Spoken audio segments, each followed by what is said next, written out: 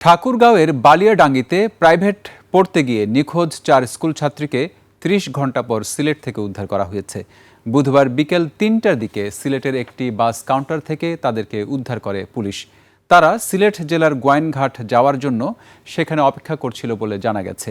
বালিয়াডাঙ্গি থানার ওসি জানান, গত মঙ্গলবার রাত থেকেই পুলিশ নিখোঁজ ছাত্রীদের সন্ধানে কাজ করেছে।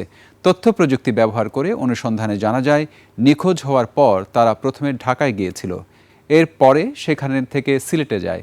বর্তমানে তাদের সংশ্লিষ্ট থানা হেফাজতে রাখা হয়েছে। শিগগিরই তাদেরকে পরিবারের কাছে হস্তান্তর করা হবে। এটি মূলত পাচারকারী চক্রের টোপ নাকি অন্য কিছু, এ নিয়ে তদন্ত চলছে।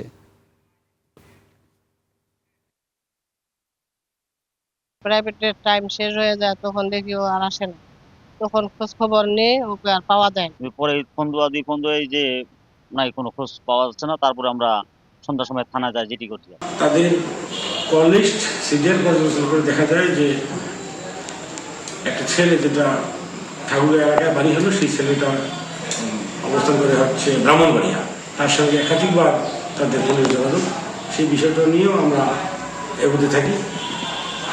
পরবর্তী ধারণা করি যে তারা ঢাকায় গিয়ে নামবে, কিন্তু দেখা গেল যে না, ঢাকা ছেড়ে তারা চলে গেল সিলেটে।